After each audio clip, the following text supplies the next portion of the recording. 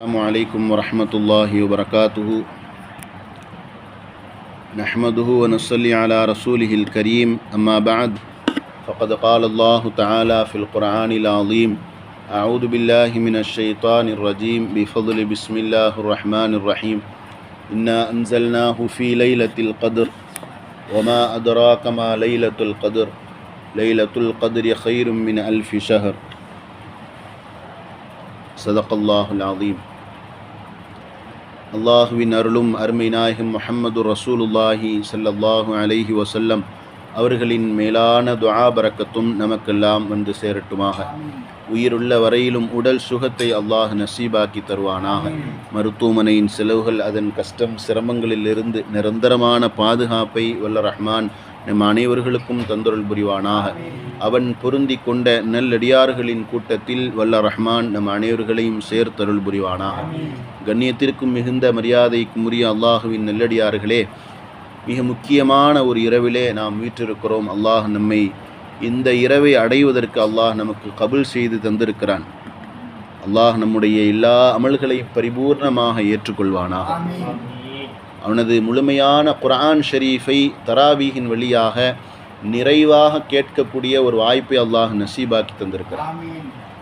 இன்ஷா அல்லாஹ் அடுத்த வருஷங்களில் இதைவிட மேலாக மிக சிறப்பாக அவனது குர்ஆன் ஷரீஃபை ஓதவும் தராவி தொழுகை வைப்பதற்கும் அதை கேட்பதற்கும் உண்டான நசீபை அல்லாஹ் நமக்கு தந்து அதற்குண்டான பொருளாதார உடல் வசதியை அல்லாஹ் நமக்கு நசீபாக்கி தருவானாக.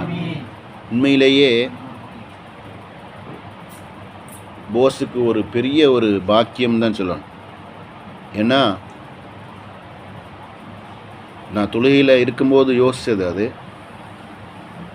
பொதுவாக ஒருத்தர் வஃபாத் ஆனதுக்கு பிறகு அவங்களுக்காக வேண்டி குர்ஆன் ஓதி சேர்க்கறதுனா எப்போ ஓதுவாங்க? அவங்களுடைய வருஷங்களில் ஓதுவாங்க. ஆனால் போஸு அவங்க செஞ்ச நன்மையாக அல்லாஹ் அதை அங்கீகரித்திருக்கிறதுக்குண்டான அடையாளமானு தெரியல. அல்லாஹ் இந்த மாதிரி ஒரு சூறாவை ஏற்படுத்தினாங்க. லைலத்துல் கத்ர் இரவில் அவங்களுக்காக வேண்டி ஒரு குர்ஆன் ஓதி நம்ம யாசின் ஓதி அவங்களுக்கு சேர்க்கக்கூடிய ஒரு பாக்கியம் இருக்குல்ல. இது எனக்கு தெரிஞ்சு எங்கேயும் இப்படி நம்ம பார்க்கவே முடியாது. ஏன்னா நம்ம பள்ளிவாசல்களில் தொழு வைக்கிறவங்களுக்கு கூட அங்கே அடங்கியிருக்கக்கூடிய எல்லோருக்கும் அப்படின்னு தான் சேர்த்து வைப்பாங்க, நன்மைகளை சேர்த்து வைப்பாங்க.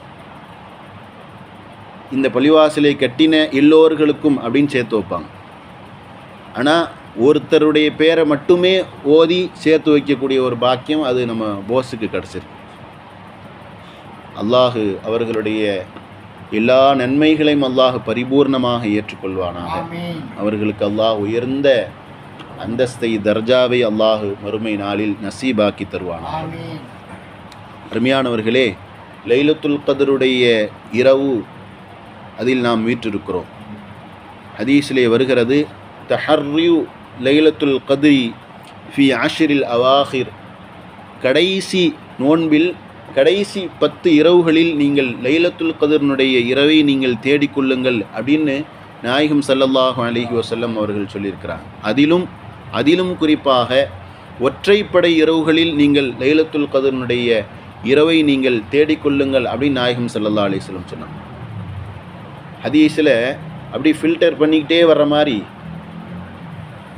கடைசி 10 லைலத்துல் கத்ரை தேடுங்க, கடைசி 10 ஒற்றைப்படை இரவுகளில் லைலத்துல் கத்ரை தேடுங்க அப்படின்னு சொல்லிட்டு நிறைய ஹதீஸுகள் தொடர்ந்து வருகிறது.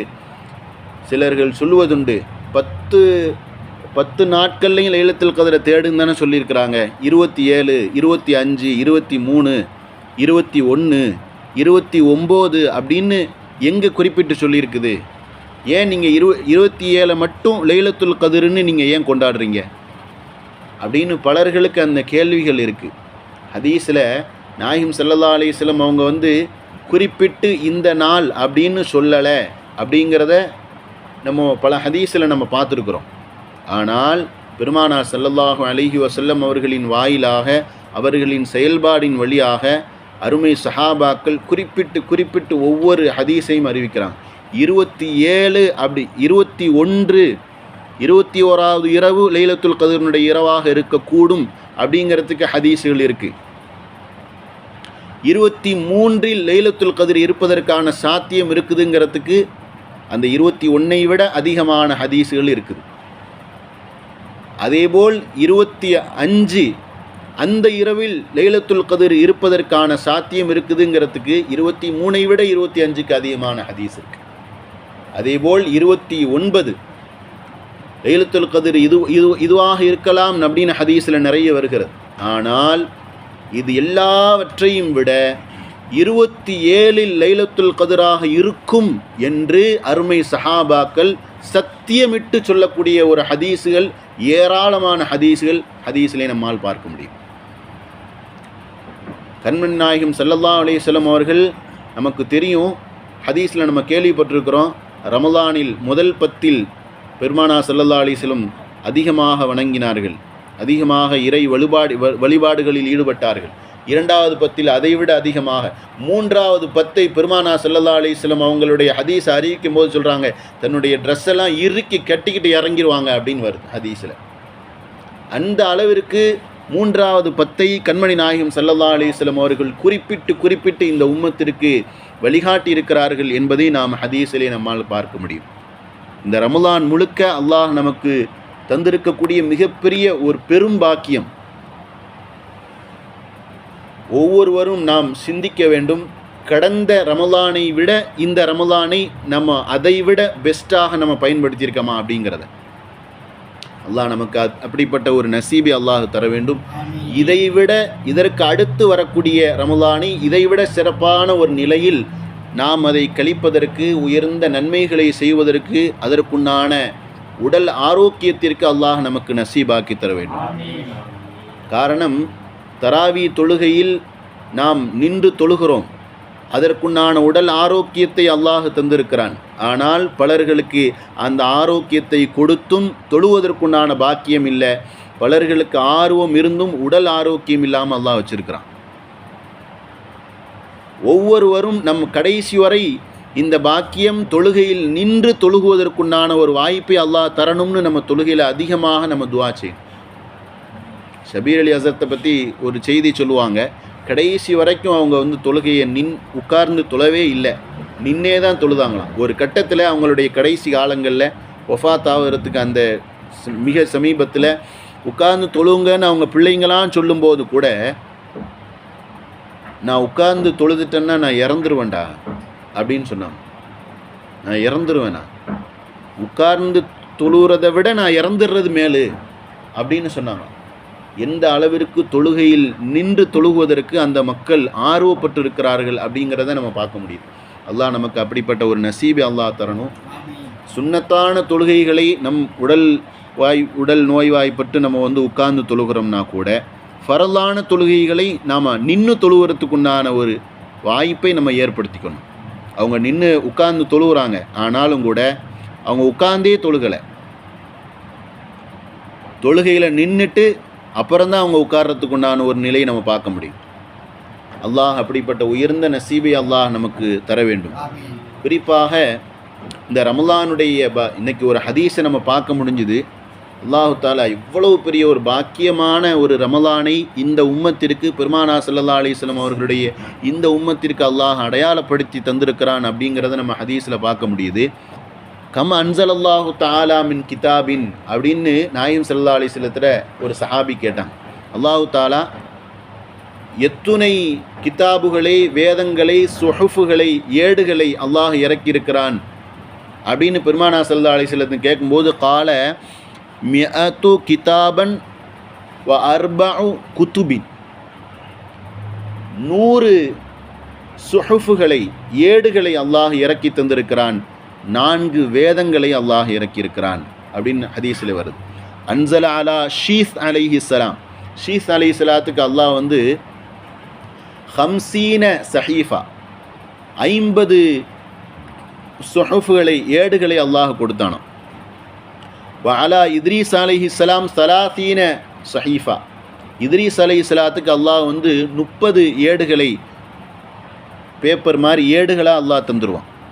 வஅலா இப்ராஹிம் அலைஹிஸ்ஸலாம் அவர்களுக்கு 10 சுஹஃபா, 10 ஏடுகளை அல்லாஹு தாலா கொடுத்துருந்தான். பாலா மூசா அலைஹிஸ்ஸலாம் கபுல தௌராத்தி அஷர சஹீஃபா, மூசா அலைஹிஸ்ஸலாம் அவர்களுக்கு தௌராத் வேதத்தை கொடுப்பதற்கு முன்னால் அல்லாஹு 10 சுஹுஃப்களை கொடுத்திருந்தான் அப்படிங்கிறத நம்ம பார்க்க முடியுது. ஆனால் கீழே ஒரு செய்தியை பதிவு செய்கிறாங்க. இந்த ஹதீஸுக்கு கீழே ரமலான் பிறை 1 இப்ராஹிம் அலைஹிஸ்ஸலாம் அவர்களுக்கு 10 ஏடுகளை அல்லாஹ் கொடுத்தான். அதற்கு பிறகு 700 வருடத்திற்கு பிறகு, இப்ராஹிம் அலைஹிஸ்ஸலாம் அவங்க வாழ்ந்து 700 வருடத்திற்கு பிறகு மூசா அலைஹிஸ்ஸலாம் அவர்களுக்கு பிறை 6 தௌராத்தை அல்லாஹு தாலா அவர்களுக்கு கொடுத்தான். ஒவ்வொரு நபிமார்களுக்கும் இடையில் எவ்வளோ கேப் இருக்குங்கிறத பாருங்கள். 700 வருஷம் இப்ராஹிம் அலைஹிஸ்ஸலாம் வாழ்ந்து 700 வருஷத்துக்கு பிறகு மூசா அலைஹிஸ்ஸலாம் அவர்கள் வாழ்ந்து 500 வருடத்திற்கு பிறகு பிறை 12 ஜபூரை அல்லாஹு தாலா இறக்கி தந்தான் தாவூத் அலைஹிஸ்ஸலாம் அவர்களுக்கு. அதற்கு பிறகு 620 வருடங்களுக்கு பிறகு ரமலான் பிறை, இது எல்லாமே ரமலான் பிறை 12, ரமலான் பிறை 6, ரமலான் பிறை 1. அதேபோல் 620 வருடங்களுக்கு பிறகு ரமலான் பிறை 18 அன்சல ஈசா அலைஹிஸ்ஸலாம் அவர்களுக்கு அல்லாஹு இஞ்சிலை அல்லாஹு கொடுத்தான். அதற்கு பிறகு ஈசா அலைஹிஸ்ஸலாம் அவர்களுக்கு பிறகு 540 வருடங்களுக்கு பிறகு கண்மணி நாயகம் ஸல்லல்லாஹு அலைஹி வஸல்லம் அவர்களுக்கு பிறை 27 அல்லாஹு தாலா குர்ஆன் ஷரீஃபை இறக்கி கொடுத்தான் அப்படிங்கிறத நம்ம ஹதீஸில் பார்க்க முடியும். அப்போது இந்த ரமலானை அல்லாஹு காலமாக அந்த மக்கள் சிறப்புப்படுத்த வேண்டும் என்பதற்காக வேண்டி அல்லாஹ் எவ்வளவு முக்கியத்துவப்படுத்தியிருக்கிறான் அப்படிங்கிறத நம்ம பார்க்க முடியுது.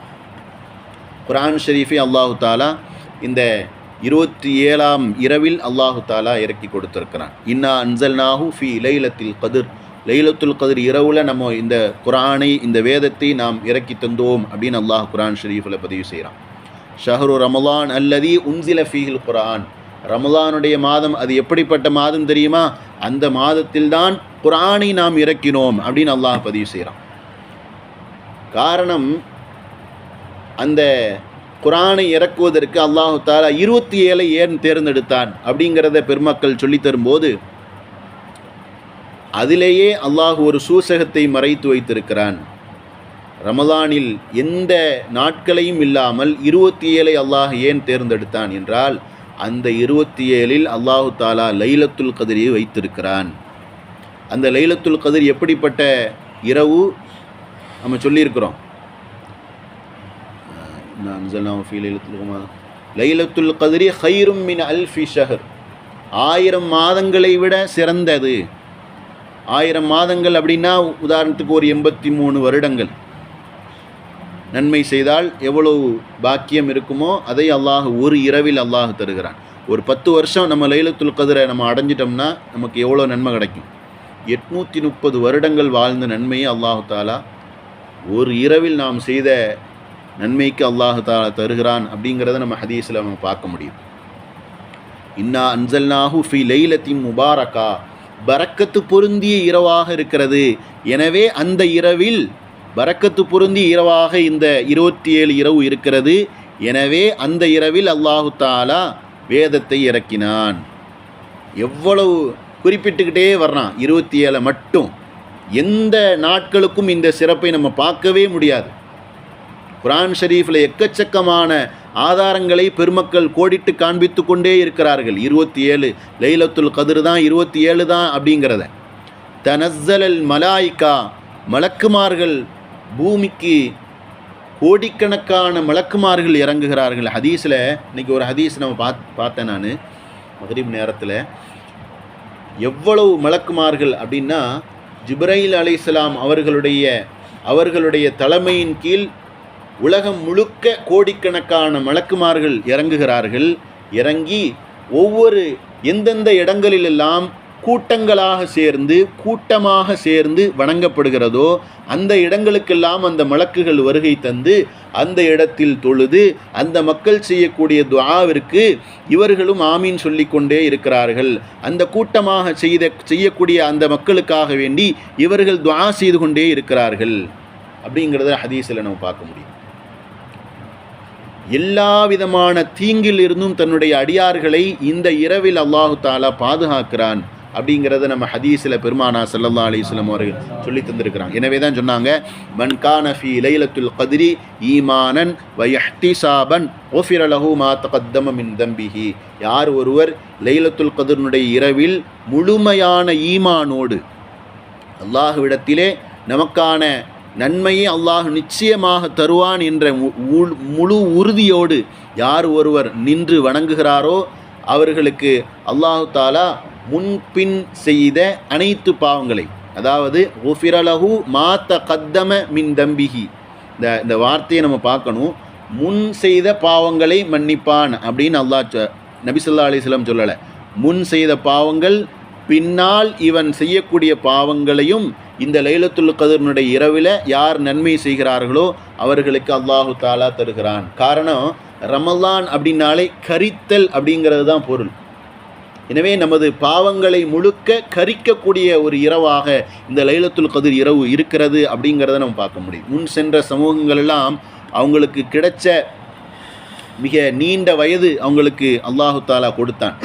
ஆனால் அவர்களுக்கு அப்படிப்பட்ட வயது கொடுத்திருந்தாலும் கூட அவர்களுக்கு நன்மையால் மிக குறைவாகத்தான் அவங்க செஞ்சுருந்தாங்க. ஆனால் நமக்கு மிக குறைவான வயதாக இருந்தாலும் இது போன்ற ஒரு சில முக்கியமான இரவுகளை கொடுத்து அல்லாஹு தாலா அவர்களை விட மிக உயர்ந்த அந்தஸ்தால் படித்தரத்தால் நாளை மறுமையில் எல்லா வகையிலும் பெருமானா ஸல்லல்லாஹு அலைஹி வஸல்லத்தை அல்லாஹ் உயர்த்தணும். அல்லாஹ் பெருமானாரை உயர்த்தணும், பெருமானாருடைய சமூகத்தை உயர்த்தணும்.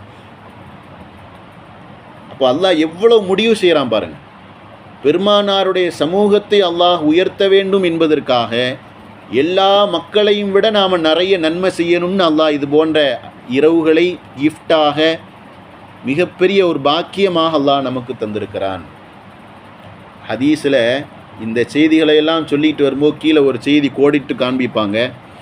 நல்ல இரவுகளில், நல்ல மாதங்கள், நல்ல நாட்கள், நல்ல இரவு என்று மார்க்கம் எதையெல்லாம் கோடிட்டு காண்பிக்கிறதோ அந்த இரவில் நன்மைகள் செய்தால் அல்லாஹு ஒன்றுக்கு 10ஆக, 70ஆக, 700ஆக லட்சக்கணக்கான மடங்கில் அல்லாஹு தருகிறான் என்பதை போல் யார் ஒருவர் இந்த ரமலானுடைய மாதம் இது முக்கியமான ஒரு நாட்கள் என்பதை குறிப்பிட்டு காண்பித்தும் இந்த நாட்களில் இந்த மாதங்களில் யார் தவறு செய்கிறார்களோ அதனுடைய தண்டனையும் அதிகமாக தான் இருக்கும் அப்படிங்கிறத குறிப்பிடுறாங்க. இப்போ எந்த அளவுக்கு நம்ம பேணுதலாக இருக்க வேண்டும் அப்படிங்கிறத நம்ம பார்க்க முடியுது. பெருமானா ஸல்லல்லாஹு அலைஹி வஸல்லம் அவர்கள் 27 லைலத்துல் கத்ர் 27 தான் அப்படிங்கிறத அருமை சஹாபாக்கள் சத்தியமிட்டு சொல்கிறாங்க அப்படின்னு சொன்னேன்ல. உபய் இப்னு கஅப் ரலியல்லாஹு அன்ஹு அவங்க யார் அப்படின்னா, காரிகளில் அருமை சஹாபாக்களில் மிகச்சிறந்த முறையில் குர்ஆனை ஓதக்கூடிய காரிகளில் நபி அவர்கள் இவர்களை ஓத வைத்து கேட்கணும்னு ஆசைப்பட்டாங்க. அப்படிங்கிறத தாண்டி அல்லாஹ் இவர்களை ஓத வைத்து கேட்கணும்னு ஆசைப்பட்ட ஒரு மனிதர் உபய் இப்னு கஅப் ரலியல்லாஹு அன்ஹு. அவங்களுடைய சிறப்பை சொல்கிறேன். அவங்க சொல்கிறாங்க, அக்பரு இல்மி, என்னுடைய கல்வி ஞானத்தின் அடிப்படையில் அதனுடைய மிக முக்கியமான கருத்தாக நான் ஒரு விஷயத்தை பதிவு செய்கிறேன். அல்லாஹுவின் மீது சத்தியமாக நான் சொல்லுகிறேன், லைலத்துல் கத்ர் என்பது அன்னஹா 27, அது 27 தான் அப்படிங்கிறத இந்த சஹாபி சத்தியமிட்டு சொல்கிறாங்க. அப்துல்லாஹ் இப்னு உமர் ரலியல்லாஹு அன்ஹு, மன் முத்தஹர்ரியஹா ஃபல்யத்தஹர்ரியஹா ஃபீ லைலத்தி 27, யார் லைலத்துல் கத்ரை தேடுவதற்கு முயற்சிக்கிறார்களோ அவர்கள் 27இல் லைலத்துல் கத்ரை தேடிக்கொள்ளட்டும் அப்படின்னு அப்துல்லாஹ் இப்னு உமர் ரலியல்லாஹு அன்ஹு அவங்க அறிவிக்கிறாங்க. இதா குன்த ஃபீ லைலத்துல் கத்ர், லைலத்துல் கத்ரை நீ அடைந்து விட்டால் ஐயு துஆய் அகூலு ஃபீஹா, ஆயிஷா நாயகி பெருமானா ஸல்லல்லாஹு அலைஹி வஸல்லம் கேட்டாங்க, சரி லைலத்துல் கத்ரை நான் அடைஞ்சிட்டேன்னா அதில் நான் என்ன மிக முக்கியமான ஒரு அமல் நான் செய்யணும் அப்படின்னு பெருமானா ஸல்லல்லாஹு அலைஹி வஸல்லம் கேட்கும்போது அப்போ தான் பெருமானா ஸல்லல்லாஹு அலைஹி வஸல்லம் சொன்னாங்க, அல்லாஹும்ம இன்னக அஃபுவன் துஹிப்புல் அஃப்வ ஃபஅஃபு அன்னா யா கரீம் யா ரஹீம் யா அல்லாஹ் அப்படிங்கிற இந்த துஆவை பெருமானா ஸல்லல்லாஹு அலைஹி வஸல்லம் அவர்கள் சொல்லி கொடுத்தாங்க. எனவே தான் நம்ம இன்னைக்கு ஃபுல்லாக இந்த துஆவை எல்லா துஆலையுமே நம்ம ஓதியிருக்கிறோம். ஒவ்வொரு 4 ரக்காத்துக்கு இடையில எல்லா துஆலையும் இந்த அல்லாஹும்ம இன்னக அஃபுவன் துஹிப்புல் அஃப்வ அப்படிங்கிற இந்த துஆவை நம்ம ஓதத்துக்கு உண்டான ஒரு வாய்ப்பு அல்லாஹ் நசீபாக்கி தந்தான். ஏன் அல்லாஹ் இந்த துஆவை பெருமானா ஸல்லல்லாஹு அலைஹி வஸல்லம் அவர்கள் அல்லாஹும்ம இன்னக அஃபுவன், யா அல்லாஹ் நீ மன்னிப்பாளனாக இருக்கிறாய், துஹிப்புல் அஃப்வ மன்னிப்பதை நீ பிரியப்படக்கூடியவனாக இருக்கிறாய், எனவே ஃபஅஃபு அன்னா எங்களை மன்னித்தருள்வாயாக அப்படிங்கிறது தான் இந்த துஆவினுடைய அர்த்தம். இப்போது இந்த துஆவை ஏன் சொல்லணும்? அல்லாஹும்ம இன்னக்க கஃபாருன், யா அல்லாஹ் நீ மன்னிப்பாளனாக இருக்கிறாய். கஃபாருக்கும் அதே மன்னிப்பாளன் அப்படிங்கிறது தான் அர்த்தம். ஆனால் இன்னக்க அஃபூன் அப்படின்னு ஏன் சொன்னான்? அல்லாஹ்வினுடைய 99 திருநாமங்களில் கஃபார் என்பது ஒரு மன்னிப்பாளன் என்பதை போல் அஃபு என்பதும் மன்னிப்பாளன் தான் பொருள். ஆனால் 2 வார்த்தைக்கு மத்தியில் என்ன வித்தியாசம் அப்படிங்கிறத நம்ம புரிஞ்சுக்கணும். ஏன்னா பெருமானா ஸல்லல்லாஹு அலைஹி வஸல்லம் இந்த துஆவை இந்த இரவில் ஓதுன்னு ஏன் சொன்னாங்க அப்படிங்கிறத நம்ம விளங்கணும். கஃபார்னாலும் மன்னிப்பாளன் தான், அஃபூன்னாலும் மன்னிப்பாளன் தான். ஆனால் கஃபார்னா மன்னிச்சிட்டாலும் கூட, நம்மளுடைய ஏடுகளில் மன்னிச்சிட்டாலும் கூட, கஃபார் அப்படிங்கிற அந்த நிலையில் இருந்து அல்லாஹ் மன்னித்தால் நமது பாவங்களை அடிக்கப்பட்டிருக்கும். நாளை மறுமையிலே பார்க்கும்போது, அதாவது நம்ம ஏதாவது எழுதிட்டு அடிச்சிருந்தோன்னா, இப்போ இந்த தவறை நீ செஞ்சுருக்கிற அப்படி தானே, இருந்தாலும் நான் உன்னை மன்னிச்சிருக்கேன் அப்படின்னு அல்லாஹ் அதை கோடிட்டு காண்பிக்கும்போது நமது தவறுகளையும் அல்லாஹ் கோடிட்டு காண்பித்து உன்னை நான் மன்னிச்சிருக்கிறேங்கிறத அல்லாஹ் சொல்லுவான். இந்த நிலையில் மன்னிப்பதற்கு பேர் தான் கஃபார் அப்படிங்கிற அந்த வார்த்தைக்குண்டான பொருள். ஆனால் அஃபு என்ற அந்த நிலையில் இருந்து அல்லாஹ் மன்னித்தால், அஃபு நானும் மன்னிப்பாளன் தான் பொருள். ஆனால் அஃபு என்ற நிலையிலிருந்து மன்னித்தால் நமது ஏடுகளில் நமது பாவங்களே முழுமையாக அழிக்கப்பட்டிருக்கும். எந்த பாவமே இல்லாமல் பரிசுத்தமான நிலையில் நமது ஏடுகள் நாளை மறுமையிலே இருக்கும். அதை பார்க்கும்போது அல்லாஹு தாலா புன்முறுவல் பூர்த்து மிகுந்த சந்தோஷப்பட்டு அவனுடைய ரிலாவை, அவனுடைய உயர்ந்த அந்த லிகாவை, அவனை சந்திப்பதற்குண்டான மகிழ்ச்சியோடு அல்லாஹுவை சந்திப்பதற்குண்டான பாக்கியத்தை அல்லாஹு தாலா இந்த துஆவை ஓதக்கூடிய சீதேவிகளுக்கு அல்லாஹு தாலா தருகிறான். ஏன் இதை சொல்கிறேன் அப்படின்னா, நமது பாவங்களை அல்லாஹ் நாளை மறுமையிலே பார்வையிடும் போது நமது பாவங்கள் கோடிட்டு காண்பிக்கப்படுகிறது என்று சொன்னால், அதை பார்க்கும்போது அல்லாஹுவினுடைய லிகா, அல்லாஹுவினுடைய திருவதனத்தை நாம் பார்க்கும்போது அது மகிழ்ச்சியோடு நம்மால் சந்திக்க முடியாமல் போகிவிடும். அல்லாஹுவை கோபத்தோடு சந்திக்கக்கூடிய ஒரு சூழல் ஏற்பட்டுவிடும். எனவே தான் பெருமானா ஸல்லல்லாஹு அலைஹி வஸல்லம் அவர்கள் இந்த துஆவை நீங்கள் அதிகமாக செய்யுங்கள் அப்படின்னு சொன்னாங்க.